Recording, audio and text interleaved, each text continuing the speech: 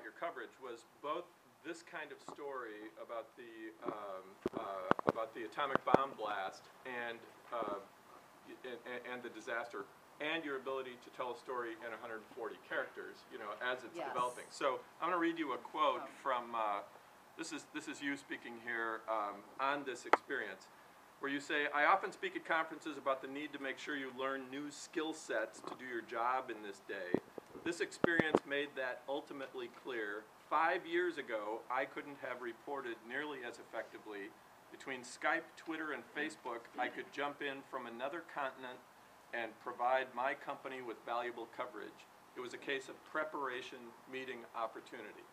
Okay, so are you telling us that we really ought to be up to speed on Twitter and Skype and Facebook so that when this kind of, we're assuming we already know how to write the longer form story. Right. Maybe that's not a safe assumption, but you're saying we probably ought to be ready for this.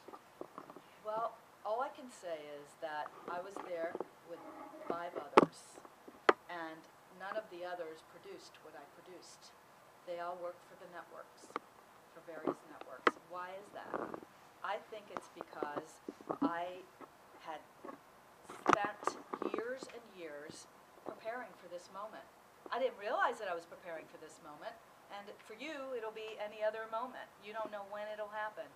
But I believe that you need to pick up every tool that you can. And you know, there are some people in this room who probably know all of them. I do not. I am an old, you know, fart on this.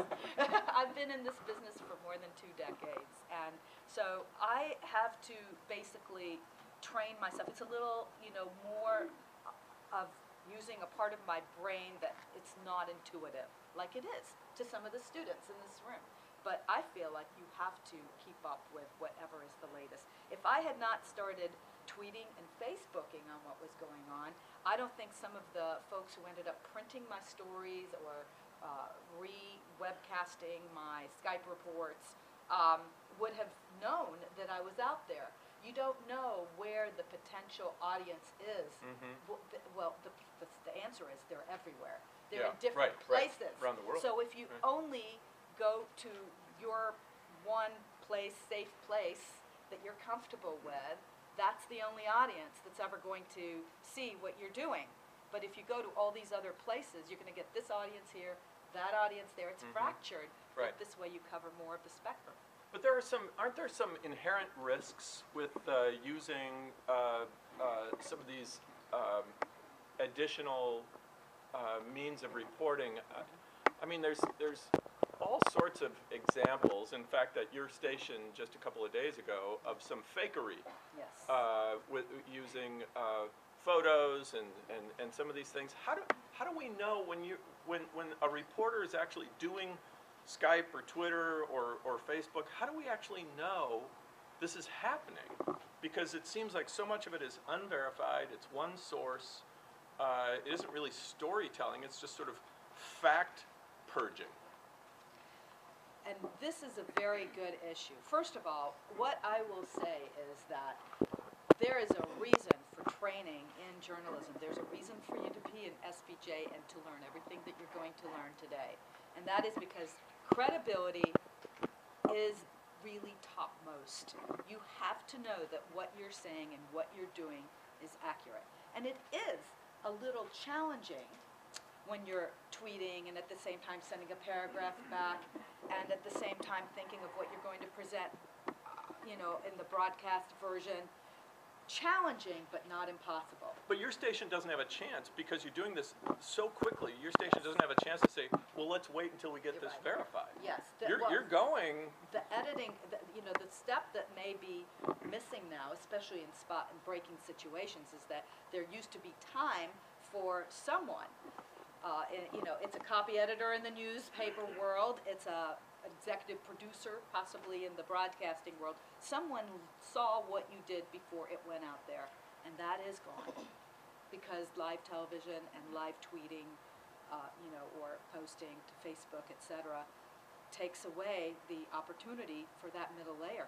All the more important that the journalist on the ground is confident about your fact gathering, that you're making sure that you're using all of the ethical training that you've had, which is so important.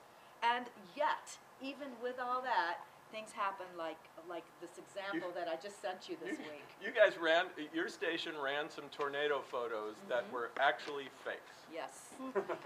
Yes, they did. How did these things happen, Hagit? Well, so, you know, there was a devastating storm system this week. I don't know how anybody could have missed it. 300 people died, and my area also had a lot of tornadoes come through. It was the biggest story, and people are sending things all the time via Facebook. You're getting this, you're getting that.